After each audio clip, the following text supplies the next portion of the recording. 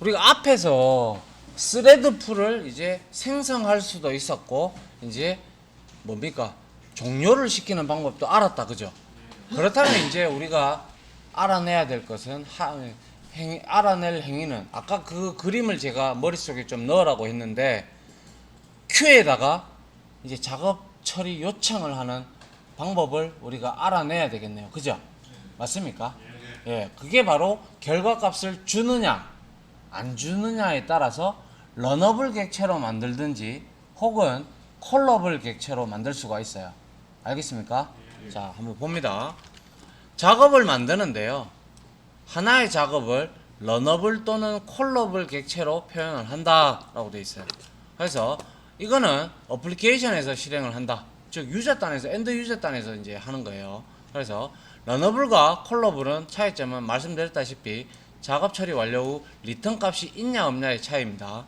그래서 여기에 보시게 되면 이거는 지금까지 우리가 의례적으로 해왔던 스레드입니다, 그죠? 그냥 일반 스레드예요. 그래서 public void run 이 메서드를 재정의를 해서 자, 작업 처리할 내용을 우리가 여기다가 기재를 하죠. 맞나요? 그런데 우리가 따로 void이기 때문에 리턴을 쳐주지 않죠. 맞습니까? 예. 그냥 그 스레드 지가 알아서 하게끔 놔두는 거예요. 그런데 반대로 컬러블 같은 경우는 이렇게 되어 있습니다.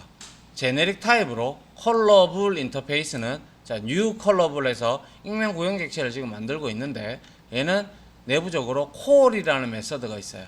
그래서 얘는 throws exception 예외를 던지고 있고요. 그리고 얘는 콜 메서드를 이제 하는데 앞에 보니까 뭐예요? 제네릭 타입이 선언이 되어 있는 걸로 봐서 제네릭 리턴 타입이 지금 제네릭이에요, 그죠? 그러면 여기에 인티저가 들어오면 t가 전부 다 인티저가 되는 거예요. 아니면 스트링이면 전부 다 스트링이 되겠죠. 맞습니까?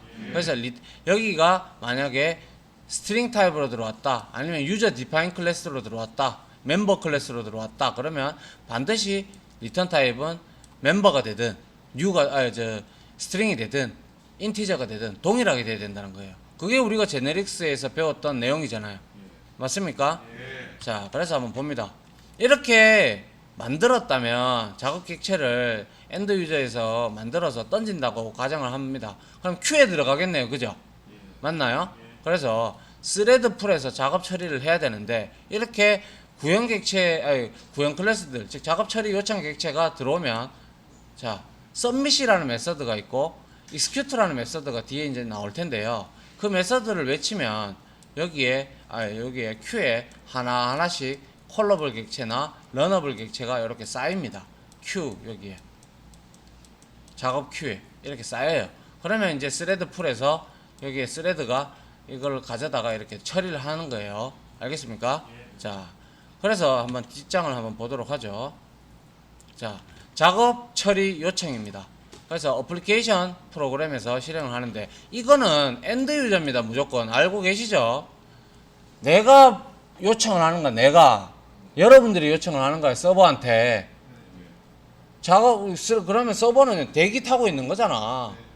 스레드 만들어 놓고. 맞죠? 그래가 이거 요청 들어오면 Q에 쌓이면 그 스레드들이 활성화가 돼가 가져와 가지고 작업 처리가 던져준다는 거예요. 알겠습니까? 자, 봅니다. 이 부분이 상당히 중요하니까 잘 보십시오. 이 개념 모르면 모릅니다. 자, 그래서 execute 서비스의 작업 큐에 우리와 같은 엔드 유저들이 런어블이나 콜러블, 물론 프로그래밍화 되어 있겠죠, 그죠? 뭘 눌렀을 때 이런 형태로 객체가 만들어지고 바로 큐에 들어갑니다. 서버의 큐에 들어가면 작업 처리 요청을 위해서 execute 서비스는 두 가지의 종류를 메서드를 제공하는데요. 첫 번째 execute가 있고요, submit이 있는데 이 execute와 submit이 둘 다 하는 일은 작업 큐에다가 런어블 객체를 뭐예요? 저장하는 것 뿐입니다. 저장하는 거. 에이 진짜. 자, submit하고 execute가 하는 일은 이렇게 엔드 유저에서 작업 처리 요청이 들어오면 여기다가 때려 넣는 역할을 하는 거라고, submit이나 execute가. 알겠습니까? 여기에 Q에 작업이 쌓여야 이 스레드들이 움직일 거 아니야. 맞죠? 예. 지금 이렇게 하는 작업을 지금 배우고 있는 거예요. 알겠습니까? 예. 그래서 봅니다. 이 스큐트 메서드는요, 러너블 객체를 봤는데 얘는 작업 큐에 저장은 해요. 그런데 러너블 객체다 보니까 작업 처리 결과를 주지 않죠. 맞잖아요. 러너블 객체는 public, void, run이니까. 맞나요? 그래서 안 줘요. 그리고 이제 여기서 퓨처 이제 썸밋을 봅니다. 일단 퓨처는 좀 이따 설명할게요. 자, 썸밋이 나오는데요. 썸밋은 3개로 오버라이딩이 되어 있습니다. 그죠? 아, 오버라이딩이 아니고 오버로딩이 되어 있습니다. 그죠? 말이 헛나옵니다, 이제. 지금 3시간 연장 막 얘기하고 있으면 막. 자, 봅니다. 그래서 러너블 객체를 받는 거 하나. 이거는 역시 당연히 execute 메서드와 동일하게 얘는 리턴 값이 없겠네요. 그죠? 맞습니까? 없고, 얘는 러너블 객체를 주고 그 결과를 V라는 제네릭 타입, 즉 여기에 이게 스트링이 될 수도 있고 인티저가 될 수도 있겠죠.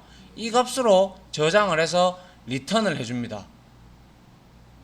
그걸 얻어내려면 우리가 나중에 get 메서드를 이용을 하면 됩니다. 여튼 자, 이렇게 얻어냈어요. 근데 이제 요 밑에 거는 보니까 컬러블로 되어 있어요. 얘는 리턴 값이 있으니까 굳이 이 리턴 값을 해줄 얘를 넣어줄 필요는 없겠죠. 맞습니까? 그래서 이렇게 3개로 오버로딩이 되어 있는데 여기서 여러분들이 원하는 걸 가져다가 쓰시면 돼요. 그래서 둘 다 작업 큐에 저장을 하는 걸 좋은데 execute는 무조건 러너블 객체만 하나밖에 안 하고요. 이 submit은 오버로딩이 3개가 되어 있어 가지고 원하는 맛에 따라서 여러분들이 저장을 하면 돼요. 그래서 대다수가 submit을 씁니다. submit을 쓰는데 자, 얘는 콜러블 객체가 들어왔을 때 혹은 두 번째 submit 이 메서드를 외쳤을 때 분명히 리턴 값이 존재하죠. 맞습니까? 그리고 이 submit 같은 경우는 자, 리턴 타입이 지금 어떻게 돼 있어요? 지금 퓨처하고 제네릭 타입으로 와일드 카드가 왔죠. 와일드 카드잖아. 그럼 뭐든지 다 받을 수 있다라는 뜻이네. 맞죠? 그럼 리턴 값이 없는 객체를 넣어도 되는 거예요. 즉 다시 말해서 여러분들한테 말씀드리겠지만 자, 나중에 가면요, 이제 이거 하다 보면요, 여러분들이 흔히 의례적으로 알고 있는 이 보이드, 이거는 우리가 메서드의 리턴 값으로 쓰는 그냥 없음, 공허함 이러한 그 키워드예요. 그죠? 하지만 이 보이드라고 해서 대문자로 앞에 V가 하나 있는데요. 이런 클래스가 존재합니다. 클래스도 있습니다. 매개값이 없다면, 리턴 값이 없다면 이 클래스를 우리가 나중에 리턴해야 되는 경우도 있어요. 이게 바로 클래스로 되어 있어요. 즉 보이드의 래퍼 클래스라고 생각하시면 돼요. 알겠습니까? 예. 자, 여튼 그런데 여기서 우리가 한 가지만 더, 이 퓨처라는 놈이 있어요. 퓨처가 뜻이 뭔가요? 미래잖아, 미래. 맞죠? 이 퓨처를 다른 말로, 한국말로 지연 완료 객체 혹은 지연 객체, 딜레이 객체 그렇게 얘기를 하는데요. 이거는 지연 완료라고 하는 이유가 뭐냐면, 자, 나중에 우리가 자 봅니다. 자, 퓨처 이런 식으로 우리가 코드를 작성을 하는데요. 만약에 내가 여기다가 인티저를 받았다. 인티저를 이렇게 넣었어. 그러고 나서 F 하고 여기다가 내가 작업 요청을 하기 위해서 서밋을 이렇게 작성을 했다고 치죠. 서밋에서 여기다가 어떠한 콜러블 객체를 넣었다고 칩시다. 알겠죠? 이렇게 했다고 치면 자, 여기서 분명히 서밋이죠. 그래서 여기서 분명히 뭐가 나옵니까? 리턴 값이 나오죠. 그런데 이 서밋을 해서 이 서밋이 분명히 말씀드렸지만 작업 큐에 저장이 된다. 작업 큐에 저장이 된다 말씀드렸죠. 그죠? 근데 이 작업량이 아주 작을 수도 있고 아주 클 수도 있어요. 맞죠? 그거는 런 메서드를 엔드 유저에서 어떤 걸 요청할지 아무도 모르잖아요. 그죠? 작업, 뭐, 예를 들어서 연말정산 돌린다. 그래서 예상 세액이 얼만데 알아낼 수 있잖아요. 근데 그 내용은 여러분들은 회계 프로그램을, 연말정산 프로그램을 안 만들어 봐서 모르겠지만 저는 만들어 봤거든요. 굉장히 오래 걸리거든요. DB에서 다 끌고가 막 이래가지고 소팅하고 뭐 어쩌고저쩌고 해고 막 해요. 수많은 연산을 해요. 시간이 많이 걸리겠죠. 그죠? 그러면 얘는요 기다려요. 블로킹을 쓰는 거예요. 작업이 완료될 때까지. 뭐하고 똑같았어요? 앞에서 우리가 내가 이거 완료될 때까지 기다린다라고 말씀드린 게 있는데 뭐라고요? 그죠? 블락드 싱크로나이즈드 메서드 객체 스레드가 하나가 들어가서 그거 다 사용하고 나올 때까지 기다리잖아요. 그거하고 동일합니다. 다만 그건 리턴 값이 없죠. 맞죠? 그래서 이 퓨처 객체는 자 따라합니다. 지연 완료 객체, 지연 객체 똑같은 말입니다. 알겠죠?